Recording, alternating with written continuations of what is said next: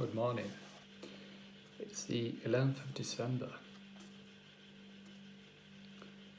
Dignity and bravery. As Cicero says, we hate gladiators if they are quick to save their lives by any means. We favour them if they show contempt for their lives. SENECA on the Tranquility of Mind, 11.4b. Now the author is saying about Lyndon Johnson, American president, and how on the outside he tried to manipulate situations. He claimed to know about everyone's desires, wants, wishes, and he tried to use his big frame to squash everyone.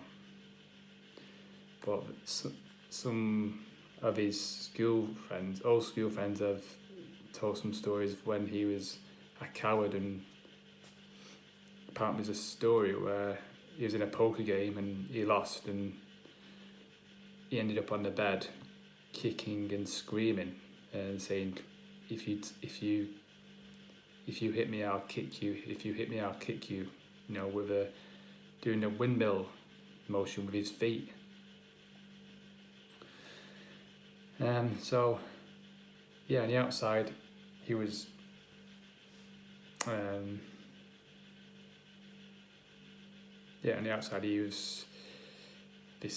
tried to put this on, this facade that he was a big man, but some stories here tell a different story. And apparently he shirked away from the war, and which goes against his claims that he's a war hero.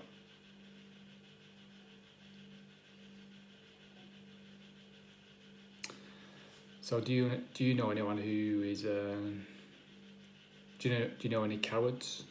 Do you know anyone who sort of shirks away from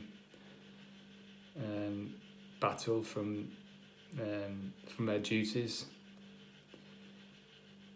who is mainly self-preserving themselves at any cost? And do you know any brave people, any courageous people who put others' lives before their own? Or have you known any history? And how different do you view these people? How differently do you view like war heroes against people you may know who just just self-preserved themselves? And what person would you like to be? Would you like to be known as a brave and dignified person who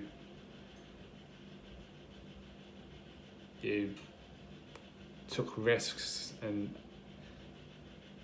adapted? Or would you like to be known as a person who just always ran for safety and shied away from any resistance? Because ourselves will get used to whatever we do through the art of repetition. So if we're always running away to safety and shying away and shrinking, our body will just adapt to that, and it will always, you will get more resistance against doing anything. But the more courage you show on a daily basis, your genes will adapt, your cells will adapt to that, learn to adapt. And we believe that health, being, a better health, is not doing anything, is to sort of stay away from people and staying 2 meters from people and staying at home, staying in the warmth, taking all these medicines, vaccines. We believe that is how we get healthy, but our bodies are built to survive. In actual fact, the more we are in sort of that, the more we show courage, the more our cells will mould into that and adapt and be more healthy. And I know a lot of society tells you, that it's risk taking it's bad. Your parents and teachers might sort of have told you off in the past when you've took a risk or you've been, done something as a child that you thought was brave, and you get told not to do that anymore. And yeah, your brain builds a connection. So it's reflecting on that, and if that's true, and really thinking about who you want to be known as. Because Ryan talks here about self-preservation and how about the costs. Is it really worth preserving? And yeah, self-preservation, I believe it's you can self-preserve all your life and then just die. You can pretend that you're not going to die and not think about it, and you can be scared of dying, and then you eventually do die. Don't know when or how, but you will eventually die, no matter how long you try and avoid these thoughts. So while you're here in a short time, how about we see how brave you can be, how courageous you can be, and yeah, bravery and dignity is the 11th of December, and as Seneca says, people hate gladiators who just run away.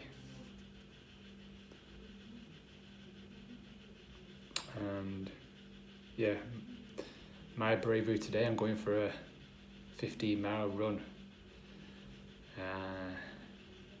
Yeah, it's cold outside. It'd be much easier for me to stay indoors in the warmth and watch Netflix.